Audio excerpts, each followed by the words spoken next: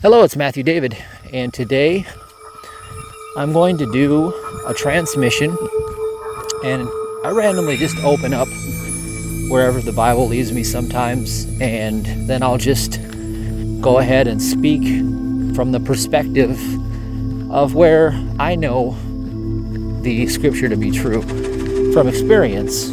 So I'm going to start with John chapter 7. And verse 1 says, "After this, Jesus went about in Galilee. He would not go about in Judea because the Jews were seeking to kill him." So what that says to me loud and clear is that Jesus became the Christ. And to go about in Galilee is to know the truth, that God is the omnipresent, omniscient, omnipotent one being. That's to know your identity outside of the five sense reality as one with God. It says he would not go into Judea because the Jews were seeking to kill him. So Judea is to go back into the consciousness of being of the five senses, because those are the author of all wickedness, sin, sickness, disease, death, poverty, etc. That's the fallen state of man. So Jesus, once he became the Christ, he would not go back into life in the material five senses, what I call material mind. In other words, being material minded. He knew that he was spiritual and never had a material life. In verse 2, it says, "Now the Jews' feast of booths was at hand." So what it's saying is the Jews are feasting. Okay, so it said before that the Jews were seeking to kill him. Now, if you understand what it's like to live in the five senses, and you start declaring that the report of the five senses is never accurate, it has no understanding of God, and the entire Bible is the story of how God is in spirit and not in matter, and every story clearly outlines this fact, then what it's saying here is the Jews' feast of booths was at hand.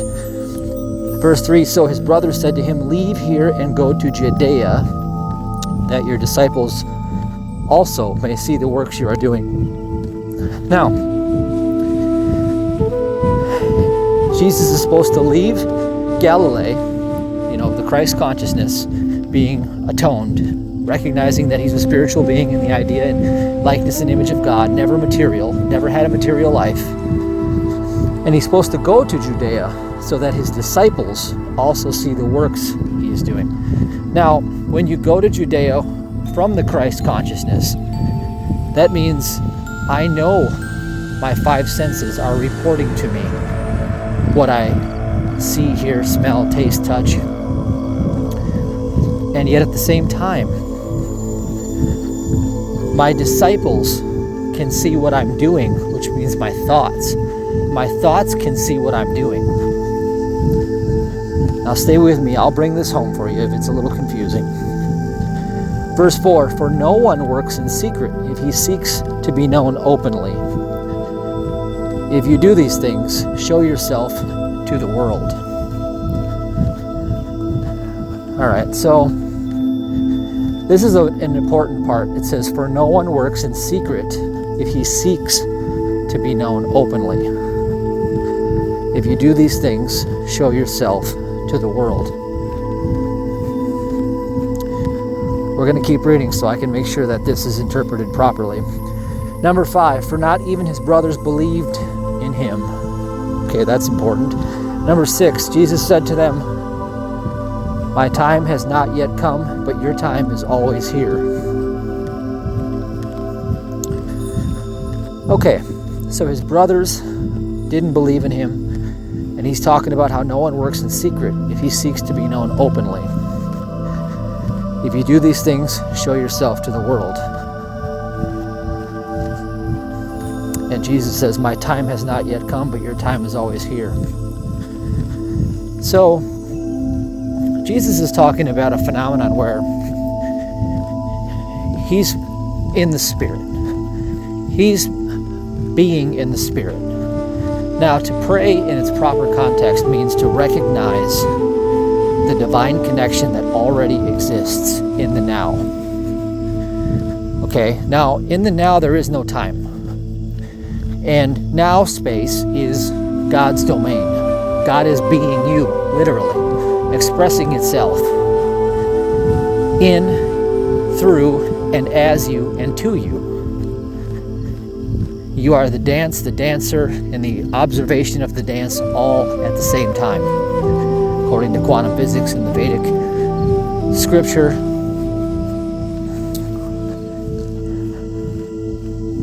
And so his brothers did not believe in him.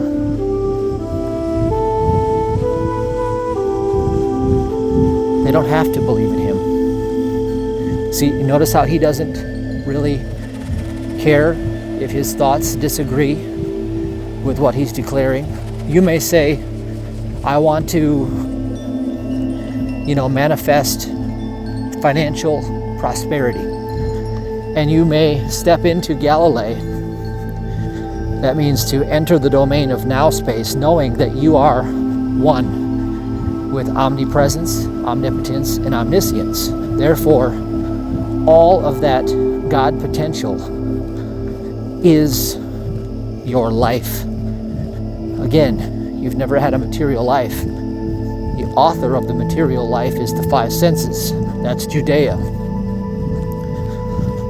Now, if your brothers don't believe in you, that means you're doubting Thomas mind, Thomas Didymus, your doubting Thomas mind. That's okay, because your mind is getting its false report from the five senses. You see, it knows nothing of the truth either.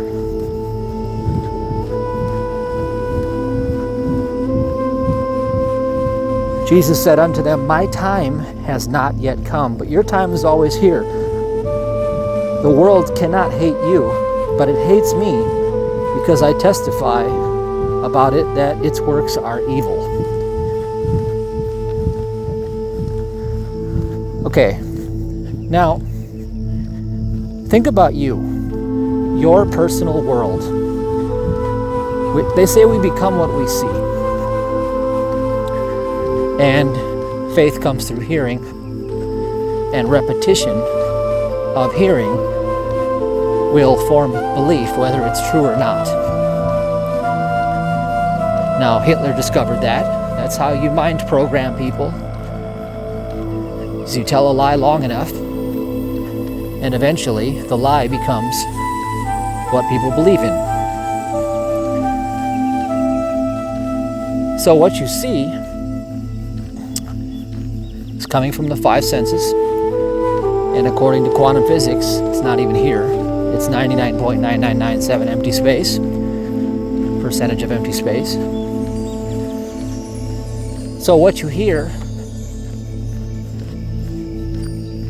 what you smell, what you taste, what you touch, this is your world, according to your five senses. And Jesus is saying that your world, the world, cannot hate you, but it hates me because I testify about it that its works are evil.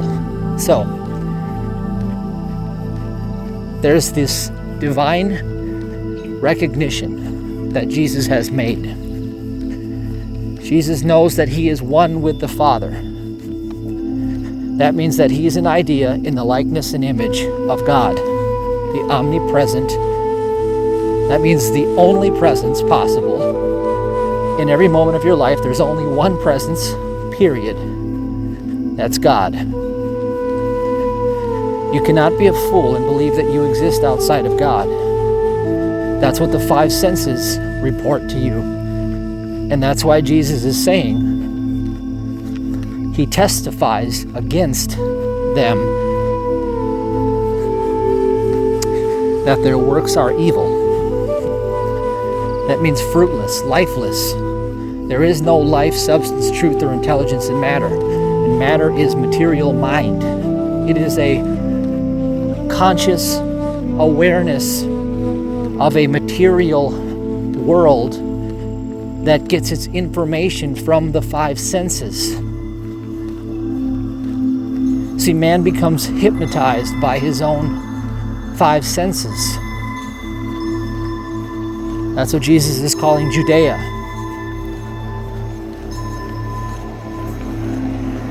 And the five sense reality is not Galilee. It is not the Christ consciousness. It is not the source of the blessing. God's nature is constantly blessing you, constantly in the now, more so than you can handle. But your five senses, if you identify with them,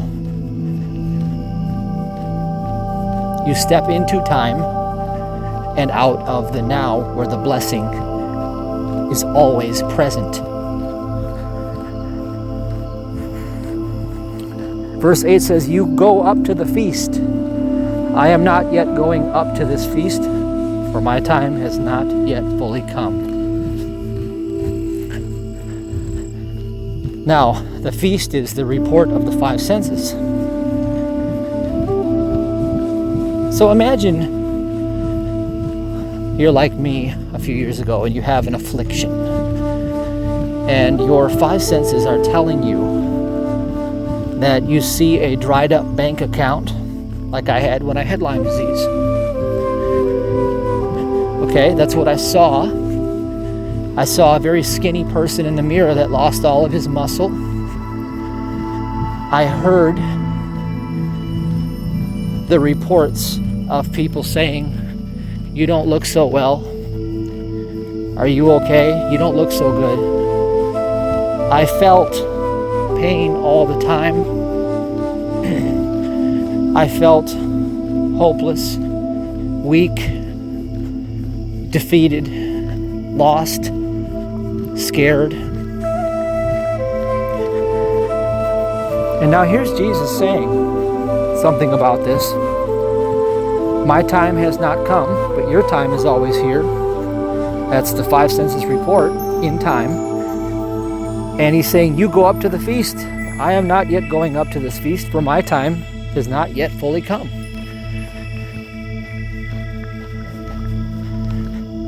So, for me to receive Jesus, to receive the Christ, I have to step out of the five senses. I have to ignore the false report that my life is rooted in time, that I had a birth date and I have a death date scheduled at some point. We don't know when, but we hope we delay it long enough, right? And I was afraid that, mine was getting closer than most people's, because that's what my five senses were reporting to me. And what's funny is I was just looking at this today. I was at a friend's house and she was with her mom, and she showed her mom a picture of me when I had Lyme disease, and they said, that doesn't even look like you. Okay, well, that was what I had to look at in the mirror too. And that was the reality that my five senses were telling me was the feast. That was the feast. Now, after saying this, he remained in Galilee. Boom. Do you understand what's going on here? Jesus remained in Galilee after. He said, you go up to the feast. I am not yet going up to this feast, for my time has not yet come. So Jesus remains in Galilee. Jesus is rooted in the truth. This is how you win the spiritual battle that you're facing, is you stay rooted in the truth, regardless of what your five senses are reporting to you. You do not validate that report with your tongue, because the spoken word is the only material substance. It's the only creation. Now, Jesus remained in Galilee. Now, what I did was I held fast to the truth. And this is when I really started healing, okay? It's one thing to support the body. It's another thing to shift your consciousness. That's when things really got exciting. You see, I would go to the gym and I would say, there is no substance, life, truth, intelligence in matter. I'm a spiritual being. I never had a physical life. My 5 senses are the only report I know of suffering, fear, worry, doubt. And yet I've been commanded in Scripture to not fear, to not doubt, and to deny Satan, and he will flee. Well, the 5 senses will flee if you deny them. And to know the truth is what sets you free. So to stay rooted in Galilee is to know that there is no intelligence in matter. There's no space left over. God fills all space. That's what omnipresence is. And omnipotent means that God is the only power. God is knowing nothing of this so-called affliction coming from my 5 senses. This is nothing but a fear made manifest in the dream of consciousness coming from material mind or the 5 senses. It's a dream. You see, I stayed rooted in that consciousness. I stay in Galilee, being as Jesus. Jesus said, everything he did, you shall do in greater. This is how you do it. This is how I did it, multiple times. This is what it means to pray without ceasing. To pray means to make the divine connection, not to beg and plead. It means to know the truth, declare the truth, and stay rooted in Galilee, in the consciousness of the truth. Verse 10 says, but after his brothers had gone up to the feast, then he also went up, not publicly, but in private. The Jews were looking for him at the feast and saying, where is he? Now this is some really deep stuff. I'm going to break this down, but let me keep reading. Verse 12 says, and there was much muttering about him among the people. While some said, he is a good man. Others said, no, he is leading the people astray. Yet for fear of the Jews, no one spoke openly of him. Boom, there it is.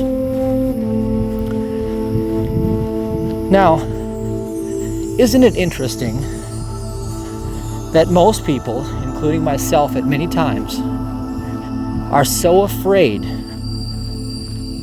to tell it the way it is in spite of what appearances say? For instance, if you have a financial lack in your life, to say that money flows freely and easily to me now, which is the absolute truth of your being, because God is the source of all abundance and God is the source of your life, and you've never had a life outside of God, so therefore you've never had any lack that could be available to you other than in your own dream state of material mind attached to the 5 senses.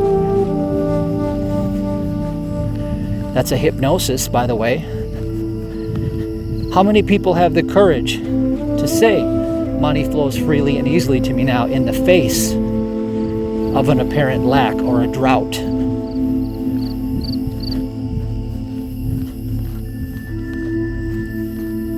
It says, yet for fear of the Jews, no one spoke openly of him. Because you're scared of what the 5 senses will do. Because you believe that's your life. You believe that what you see with that bank account, what you feel with that fear of lack, what people say, what you hear about those creditors calling you, You believe that's your life. So you're afraid to say money flows freely and easily to me now, and to stay in the present and know that that is the truth, and to keep saying the truth and nothing but the truth, regardless of appearances. You see, that's what I did. That's what I did when I was coming out of Lyme disease. I said that exact same thing, and only that thing regarding my finances, period. Period.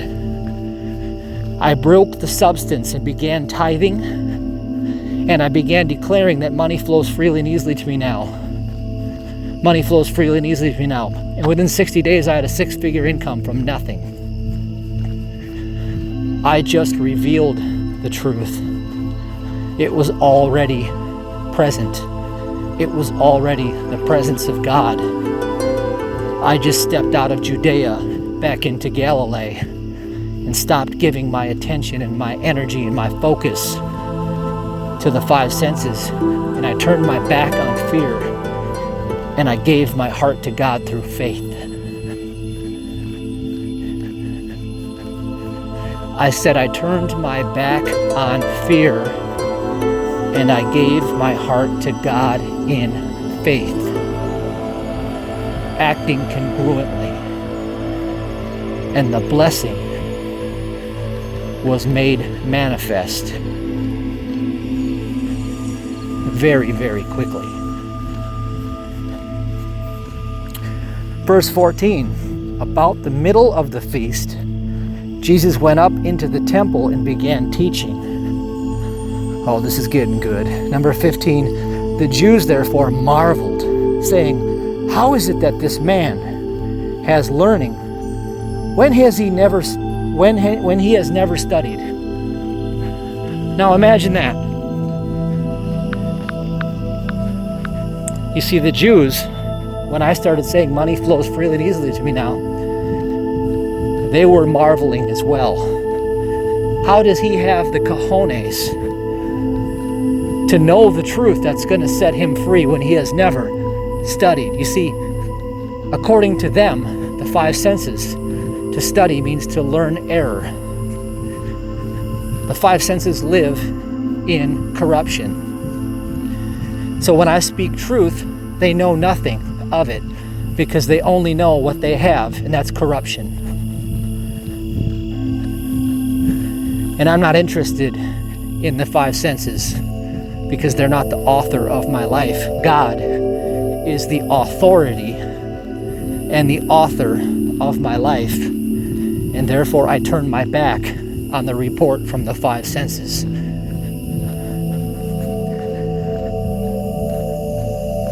Verse 16, so Jesus answered them, my teaching is not mine, but his who sent me. Verse 17, if anyone's will is to do God's will, he will know whether the teaching is from God or whether I am speaking on my own authority. You see, Jesus is clearly identifying that his message is not coming from the 5 sense man that you perceive with your eyes as Jesus. The Christ is not the man. The Christ is God's presence, God's omnipresence, the recognition that you can make with that presence, that power, and that mind, knowing that that is the only power, presence, and mind.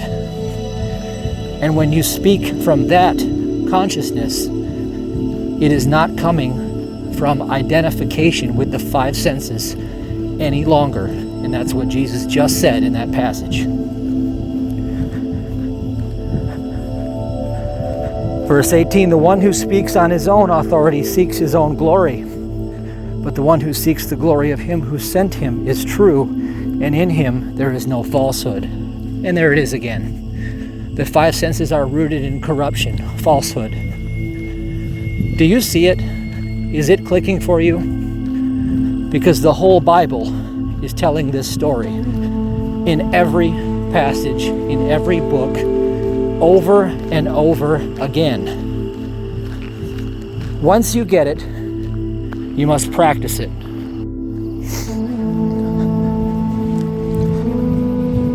Verse 19 says, "Has not Moses given you the law? Yet none of you keeps the law. Why do you seek to kill me?" Okay, the law that Moses gave had to do with honor. It was all about honor. Honoring God, period. Honor God, honor others, period. And in reality, it's just doing unto others as you would have them do unto you. Essentially honoring God. So there is one law, honor God, period. Moses gave the law. And so what he's saying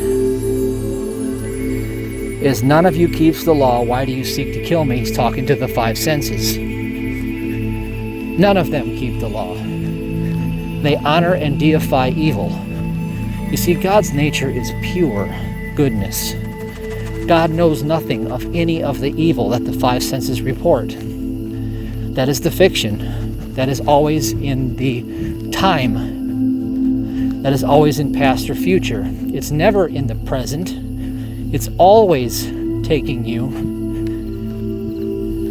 to the place of corruption. And God is knowing nothing of this corruption. Verse 20, the crowd answered, "You have a demon. Who is seeking to kill you?" Jesus answered them, "I did one work, and you all marvel at it." 22, Moses gave you circumcision, not that it is from Moses, but from the fathers. And you circumcise a man on the Sabbath. Now the circumcision is not about cutting the penis. Unfortunately, in the world of fiction, that's what it's become. But the circumcision is about circumcising yourself from the five senses and to cease believing in their wickedness. For instance, right now, I'm hiking up a hill with a weight vest on, and my five senses have reported a pain in my back. I know there is no life, truth, substance, or intelligence in matter. God is all in all. God is in spirit and never in matter. God is omnipresent. God is the only presence here. God is omnipotent. God is the only power. God left no extra space for any pain to be present. And God's knowing nothing of any pain in any material mind, because God is not the author of any material mind. The five senses are not the place where life originates from. They are the place where lies originate from. They are the father of lies. So I need not fear this condition whatsoever, and I need not believe any false report. I can go about my business knowing that I never left heaven. I'm a spiritual being. I'm always in God's care. And that is the truth. So to be absent from the body and present with the Lord brings restoration to the body. Now,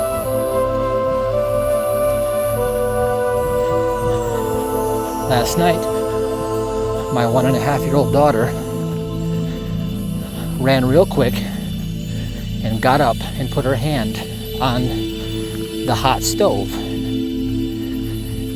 Now, you can imagine the pain that she had as her hand appeared red initially and the screaming that came out of her. But when I went to grab her and I picked her up and I spoke the truth over her, I did not fear the condition. I did not believe in the false sense report from the five senses. I know that God does not cause any injury. There is no sensation in matter. There is no matter. There is no burn. There is no existence or continuation of any sensation in matter, because there never has been any matter. She's a spiritual being, one with God. She never left heaven, and she's always been in God's care.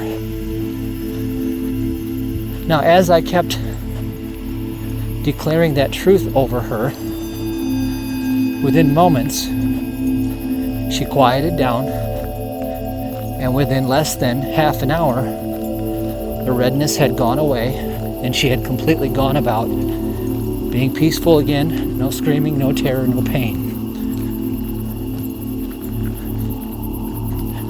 That is the principle that is always at work, and that is how the body spontaneously heals any condition, no matter what it is. It has nothing to do with material mind whatsoever.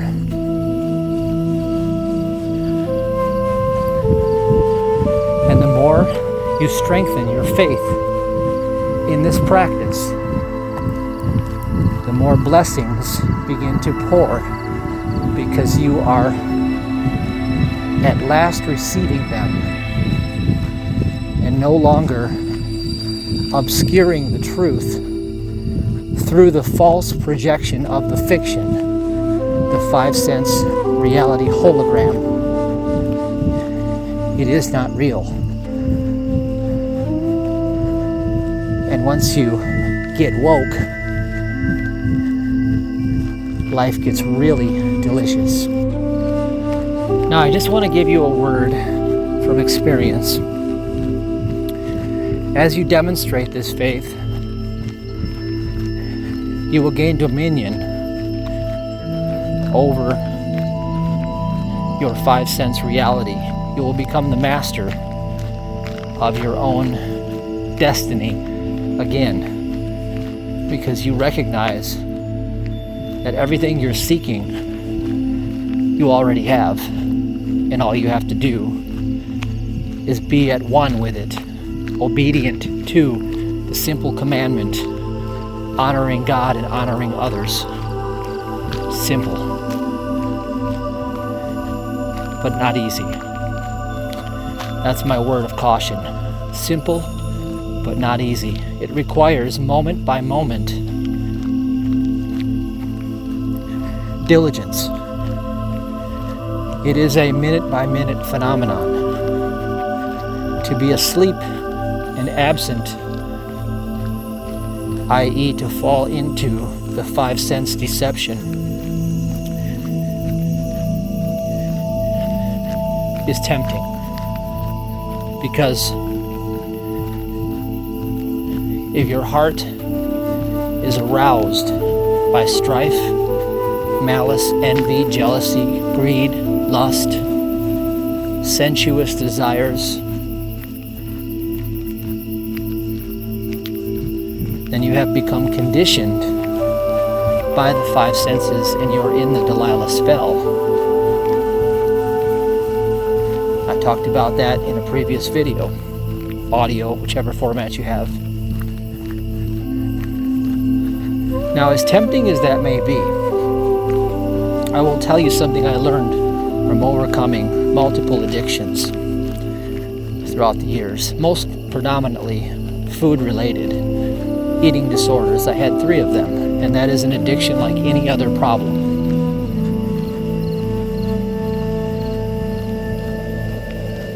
The high that you get from sensuous pleasure is always brought with destruction. So the high you get through the sensuous desire to please and delight and arouse the 5 senses is always met with destruction when it becomes a false idol in your life. And that's what they call the wrath of God, bringing down all of the false idols. That is the way of the cross. That's the way of suffering to enlightenment. problem with that path is that it could bring physical death according to the five senses. You never actually die. You're an eternal being, but you can go through the dream of your physical death through the way of that path to destruction. The higher path is to seek God. Seek first the kingdom and its righteousness, and all these things shall be added unto you. The true desires of your heart will be added unto you, and I promise you, there is no high like in being in the presence of God. In fact, it is the false search through the addiction, seeking the pleasure that God brings. It's a false pleasure. The true pleasure is communion with your own divinity, making the divine connection. And what I discovered was a moment in God's presence can erase a lifetime of suffering through the false five senses, whether it's an affliction or an addiction or a compulsion. And I want to tell you a little secret I learned about by being in the presence of God last night. I asked God, I said, why do so many people, including myself, at various times struggle with so much food addiction? Food addiction is the most common one on the planet. And God made it clear to me that it had to do with the tithe. The tithe is not just money. Yes, you are commanded to tithe of all things, because it's a condition of giving your heart to God, all of you. You see, if you tithe the first 10th of your time to be in God's presence, you'll find that the remaining 90% is at least 10 times more effective than it used to be. If you tithe 10% of your income to God, you'll find that the 90% left will be far more effective than it used to be at 100. Remember, your five senses are the only report you have that you believe it's 90%, because you're always increasing as you tithe. You're never subtracting. So when you tithe that extra time, you're gaining time. When you tithe the money, you're getting richer. When you tithe, now check this out. God told me, if you have a compulsion to always grab food and to munch and to snack and to binge, and food has become your idol, then tithe on it. 10% of what you spend on your grocery bill, go and give it to do God's work. Take 10% of the money you spend on yourself, on food, and give it to somewhere that feeds the poor, that does God's work, or that feeds animals, wherever your heart is led. You search your own heart and ask God where you should plant that seed. Because what happens is, if you have a want consciousness, that's a lack consciousness, as in, oh, I want food all the time, I want. I must snack, I must binge, I must snack. Look at the obesity. A lot of that is malnourishment, of course. But we all have choices we can make, and we're all infinite intelligent beings. We can choose better choices. But many of us don't. We just stuff it down. We stuff and we stuff and we stuff. And that comes from a lack of consciousness. That comes from fear. The only way to break fear is to make a divine connection, because perfect love is the only thing that casts out fear. And that divine connection is done through the tithe in every area of your life. If you don't have love in your life, then go tithe your love and do God's work. Go serve somewhere where God's work is being done and do it with love. 10% of your life. Go serve. Believe it or not, when I make my videos, they don't just take the 45 minutes it takes me to speak this out. I have to tithe time to God in order for me to tithe my heart in this ministry, to make this content, to give the revelation forward. And that's so I can gain more revelation. I'm giving what I've been given from God, including my money, including my time, including my talents, all of it. And that's the real secret. If you're breaking any want or lack in your life, it's because you're trying to smother and collect and hoard it. Unconsciously, of course.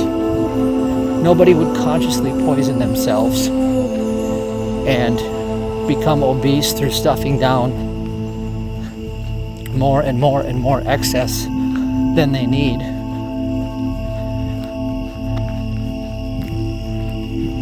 So God clearly told me, take 10% of the money you spend on yourself. Now, it's not 10% of your income. That's the tithe that goes to God. But whatever you spend on yourself for food, take 10% of that money or that food that you have and go and do God's work with it. Go donate it somewhere where it can feed people that are not capable of taking care of themselves. Or go take care of animals, feed animals. I don't care what you do. Ask God where your heart is and plant 10% of that into doing God's work. And God will break that off of your life. That lack feeling surrounding food that causes a constant desire to stuff it down. You see, the 5 cent spell has to be broken. And God promises through the tithe provision, protection, and promotion.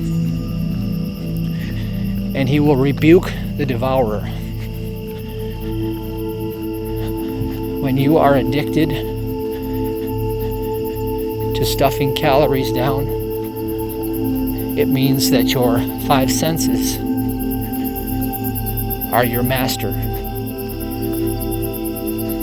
And that is a false idol. And it will take an act of faith to produce a miracle. Very simple. Willpower will only get you so far. Willpower is a human propensity from the 5 senses. You're relying on your own strength. That is a 5 sense animal propensity. Willpower never lasts. It only lasts until it doesn't. And then you lose willpower and self-worth because you're believing in the wrong version of yourself from the start. And how you go into anything is how you come out of it. So take the higher path and tithe your time to do God's work, and God will give you revelation. God will give you blessings beyond what you can contain. Tithe your money so God can open up the floodgates of heaven as promised in the scripture. Tithe of your substance, all of it, including all of the food. Your treasures. Tithe your treasures. If you've got a bunch of clothes laying around that you don't use, consider donating them to create a vacuum. But let's get clear about what the tithe is. The tithe is the first and best. It is never the last and least. So just to be clear, when you tithe your income, you don't pay your bills first, and then whatever's left, you give that little bit to God. That produces undesirable results because you're doing it just for the wrong reasons. You take the first and best in celebration of God as your source, and you sow that into God's work, where you received your faith, your spiritual connection. That is the tithe. And when you tithe your time, you don't go do your day, and then at the end of your day, say your quick 30-second prayer at night as a formality and go to bed. You see, this is what the Pharisees did with their money and their prayers. Vain repetition is not prayer. True prayer is spending that quiet investment to be in communion with God, knowing that it will increase you in every capacity and make you more effective when you are present with your time with others or doing what you have to do. It's always more effective. And the true way to pray is to make the divine connection, not to vainly repeat, I want, I wish I could have, please give me God, I'm so little, I'm nothing. This is silly, it's nonsense.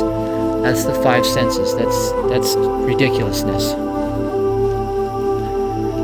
True prayer is getting in Galilee, like you heard in the scripture. And when your five senses are telling you everything that has to get done, what you're supposed to do, who needs to get paid, where you're supposed to be, every reason that you should not sit there in the presence of God, you can tell them as Jesus did, mine hour has not yet come. I will sit in Galilee. And wait on the revelation of God and sow that 10th to God and watch what happens.